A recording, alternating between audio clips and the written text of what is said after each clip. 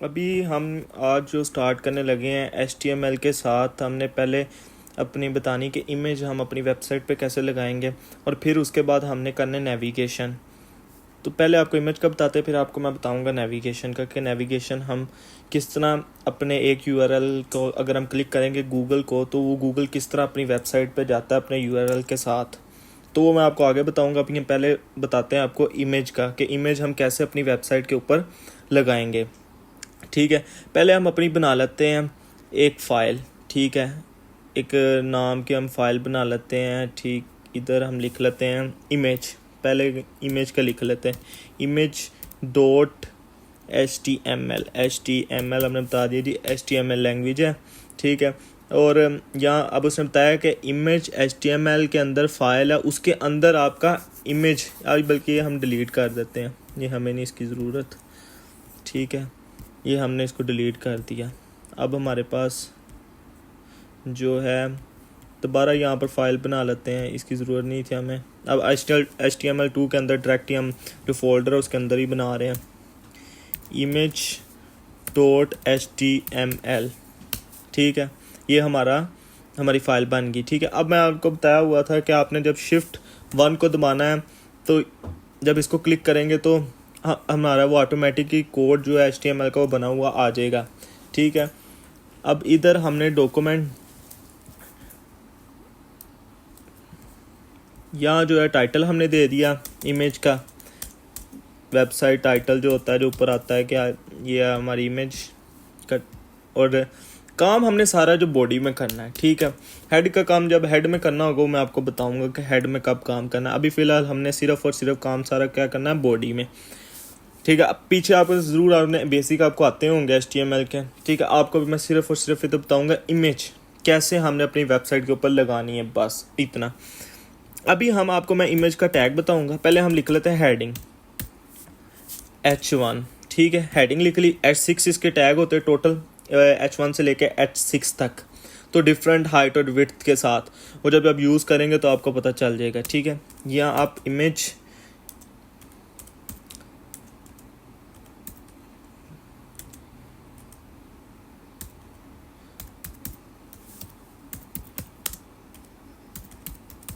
मैंने लिख दिया अपलोडिंग इमेज, कि हम इमेज अपलोड करने लगे अपनी वेबसाइट के ऊपर। आपके बेहतरी के लिए, आपको मैंने बताने के लिए, ताकि आपको इजी हो आप कि हम इधर करने क्या लगे हैं। ठीक है, अब मैं आपको बताऊंगा टैग इसका टैग होता है इमेज का टैग। ये देखें ऑटोमेटिकली वो विजुअल स्टूडियो आपको सारे टैग बता देगा, सिर्फ आपने स्टार्टिंग आपको 3-4 वर्ड पता हो तो वो आ गया आपको सारा। अब देखें मैं इनके ऊपर पहले के ऊपर क्लिक करूँगा, वो सारा हमारा टैग आ गया।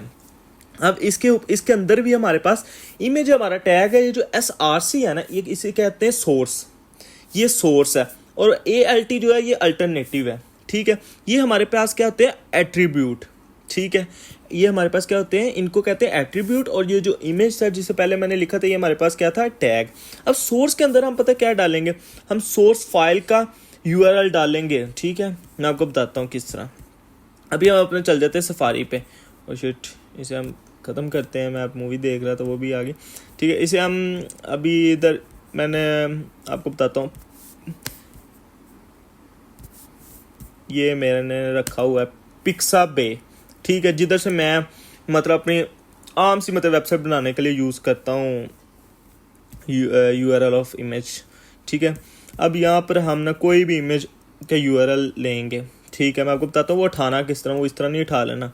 ठीक है, अब देखिए इधर काफ़ी आ जाते हैं, जो आप ऊपर लिखेंगे उस तरह के ना आ जाएंगे। ठीक है, हम ये गाड़ी का ले लेते हैं। ठीक है, ज़्यादातर लड़के गाड़ी के शौकीन होते हैं। ठीक है, अब हमने ये चेक करें, इधर काफ़ी कॉपी लिंक भी नहीं करना। ठीक है, हमने क्या करना है, कॉपी इमेज एड्रेस।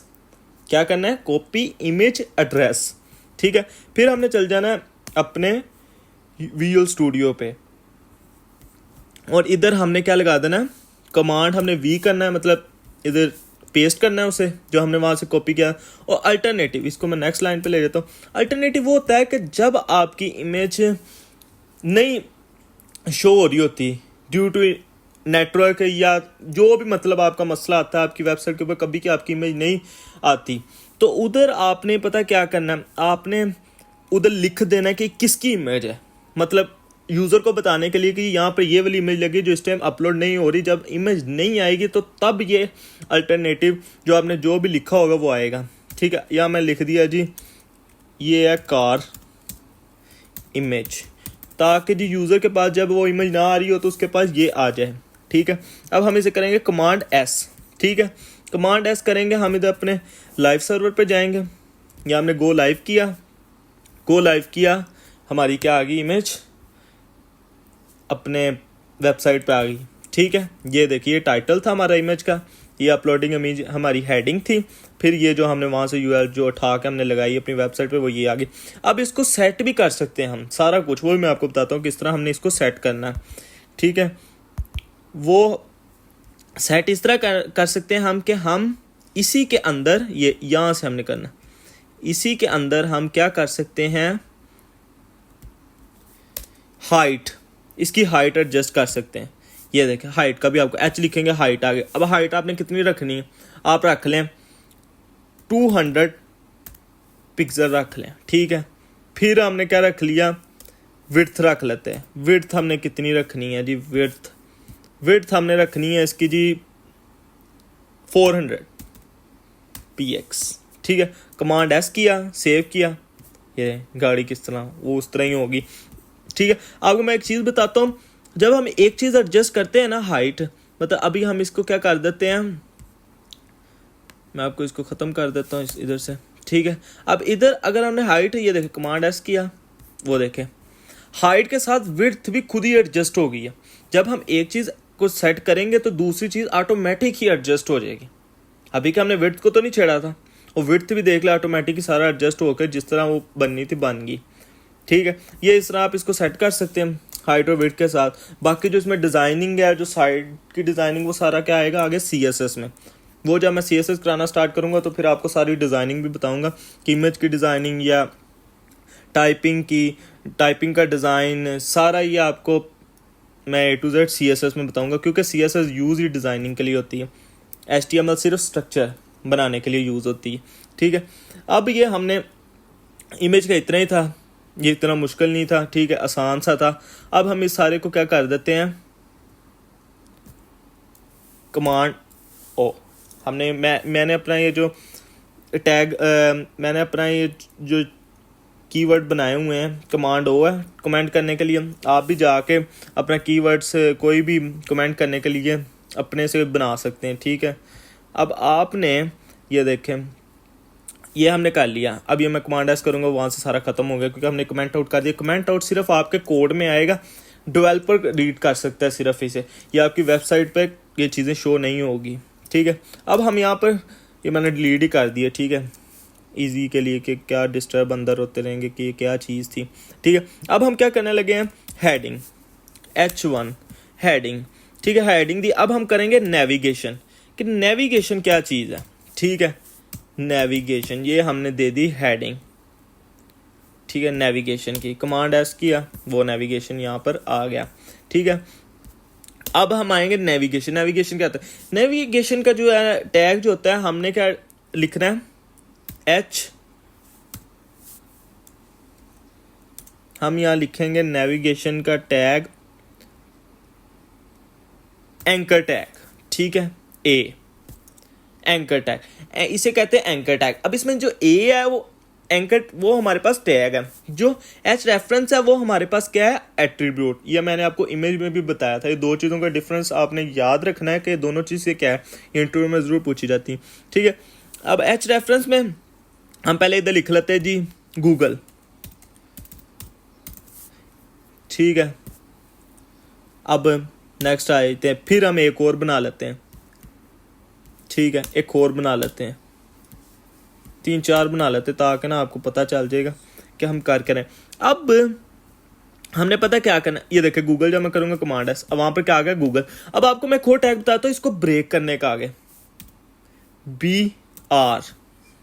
BR का टैग होगा तो ये ब्रेक हो जाएगा, मतलब जो अगली चीज़ होगी वो नेक्स्ट लाइन पे आएगी, ना कि उसके साथ ही।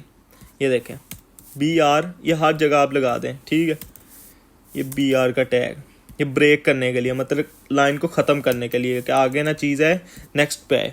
ठीक है, अब ये सारी चीज़ें क्या आएंगी, नेक्स्ट लाइन पे। आपके लिए भी ईजी होगा, मेरे लिए भी ईजी होगा। ठीक है, अब यहां पर हमने क्या लिखना है,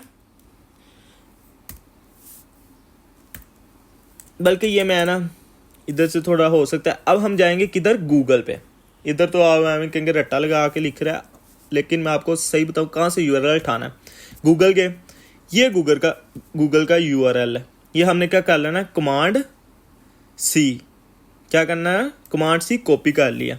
ठीक है, ये आपने कहाँ ला के लगा देना है, इधर, किधर, इधर, कमांड वी। ये क्या आ गया। अब मैं इसे करूँगा कमांड एस। ठीक है, ये सेव हो गया हमारा। जब हम क्या जाएंगे उधर, ये देख, अब मैं जिस तरह ही गूगल के ऊपर क्लिक करूंगा ना, तो ये क्या होगा, नेविगेट करके अपनी वेबसाइट पे चल जाएगा। ये देखना, गूगल पे चला गया। ठीक है, ये क्या कर गया, नेविगेट। मतलब कोई भी आपने वेबसाइट पे अपना कोई दूसरा लिंक लगाना हो अपने एक वर्ड के ऊपर, तो वो इस तरह आपने लगाना है। ठीक है, अपनी दूसरी वेबसाइट का लिंक या कुछ भी वो इस तरह आपने लगाना है। ठीक है, अभी हम इसे बैक करेंगे, दोबारा अपनी वेबसाइट पे जाएंगे जो हम क्रिएट कर रहे हैं। इस तरह ही मैं आपको बाकी भी करके बताता हूँ, बाकी भी किस तरह होने हैं। ठीक है, इधर हम क्या लगाएंगे, फेसबुक का। अब फेसबुक इधर से ना फेसबुक उठा लें। ये मैंने फेसबुक को खोला। ठीक है, ये मेरी ओपन होगी इसे। ठीक है,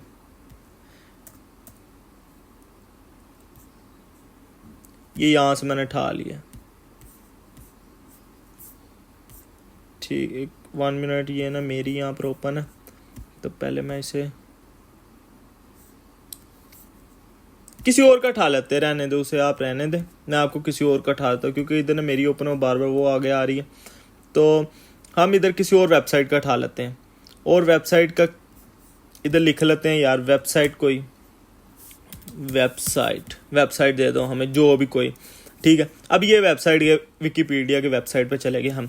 ठीक है, अब इसका मैं ना कॉपी कर लेता हूँ। ठीक है, यहाँ से मैंने कमांड एस, ये वाला इसका आपने यूआरएल उठाना है। ठीक है, यहाँ से हमने क्या किया, कमांड सी। ठीक है, कमांड सी हो गया। अब हमने अपने दोबारा किसे, वीडियो स्टूडियो पे चल जाना। इधर जाके एच रेफरेंस के आगे हमने इसे क्या, कमांड वी कर देना। ठीक है, ये हमारा क्या आ गया। अब जब हम इसे क्लिक करेंगे, अभी हम इसका वर्ड बना लें, क्योंकि नहीं तो फिर यूआरएल आएगा आगे। इधर हमने लिख दिया विकीपीडिया।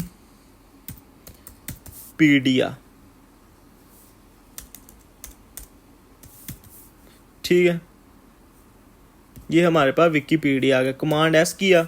ठीक है, अब हम अपने जाएंगे जब वेबसाइट पे, ये देखें विकीपीडिया का यहाँ पर हमारे पास ऑप्शन आ गया। जब हम इसे क्लिक करेंगे ना, तो हम डायरेक्ट अपने विकीपीडिया, अभी मैं आपको ये ख़त्म करके भी दिखा देता हूँ। ये विकीपीडिया क्योंकि पहले भी ओपन था, ये सारे ओपन कर लेते हैं, ये सारे हमने क्लोज कर दिए। अब मैंने दबाया विकीपीडिया को, देखें, मतलब कोई और वेबसाइट का लिंक अपनी वेबसाइट पे लगाने के लिए एक सिर्फ मेन वर्ड के साथ, कि वो बंदा को जब चाहिए होगा सिर्फ वो वर्ड को क्लिक करे तो वो उस वेबसाइट पे नेविगेट कर जाएगा।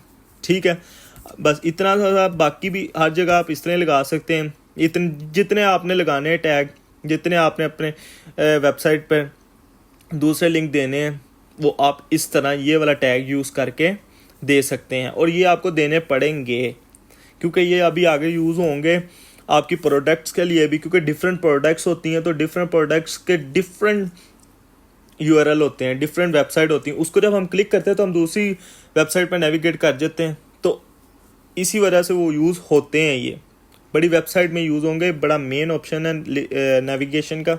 और इमेज तो बहुत ही मेन है ना, क्योंकि इमेज तो आपको पता है, इमेज के बगैर तो वेबसाइट एक अच्छी डिज़ाइन हो ही नहीं सकती ना, नहीं तो वो तो सिर्फ वर्डिंग, एक तरह का वो स्ट्रक्चर रह जाएगा जी, बस ये तो इमेज बड़ी ज़रूरी है। इमेज को किस तरह भी आगे जो डिज़ाइन इमेज को करना है और इनको यूआरएल को कैसे डिज़ाइन करना है, वो सारा सीएसएस में आएगा। तो जब वो ये एचटीएमएल ख़त्म हो जाएगी, एचटीएमएल का बेसिक सारी ख़त्म हो, क्योंकि एचटीएमएल तो स्ट्रक्चर है ना, ये इतना मुश्किल नहीं है ना, सीएसएस इतना मुश्किल है। मेन जो आपको थोड़ा डिफ़िकल्ट लगेगा वो जावास्क्रिप्ट लगेगी, तो वो भी आप कमांड कर जाएंगे अगर आप आहिस्ता आहिस्ता इनको करते रहेंगे। आप अभी अपने लैपटॉप खोलें, उसके ऊपर इसको एक दफ़ा प्रैक्टिस करें ताकि आपको जो भी डिफ़िकल्टी आती वो अभी आप उसको ख़त्म कर सकें, ठीक है। बाकी जो भी अगर आपको कोई और डिफ़िकल्टी आती है, कोई भी मुश्किल आ रही, कोई चीज़ आपको नहीं समझ आ रही, तो वो आपके पास कमेंट ऑप्शन है, आप